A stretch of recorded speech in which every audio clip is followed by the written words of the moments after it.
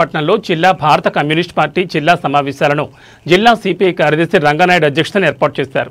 ముఖ్య అతిథిగా రాష్ట్ర సిపిఐ కార్యదర్శి మాజీ ఎమ్మెల్యే కామ్రేడ్ రామకృష్ణ మాట్లాడుతూ కేంద్ర రాష్ట్ర ప్రభుత్వాలు ప్రజలను మభ్యపెడుతూ పబ్బం గడుపుకుంటున్నాయన్నారు.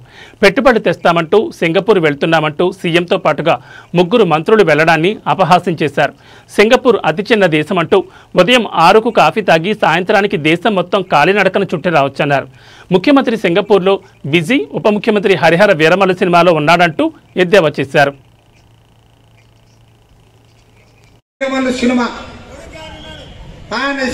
ఆయన కూడా ఈయన బాగా గుర్తు పెట్టుకున్నాడు. లోకేష్ కూడా ఆడే ఉన్నాడు. కనీసం లోకేష్ అని ఇక్కడ పెట్టుకోవచ్చు కదా.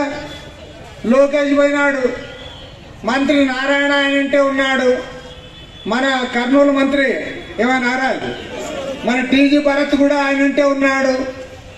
ఇదో మనకు ఛాన్స్ అట్లా కర్నూలుకి సింగపూర్కి. అరే అందరూ మీకు చెప్పాలి మీరు, ఎందుకంటే సింగపూర్ అంటే చాలా మంది అదేదో పెద్దది అనుకుంటున్నారు.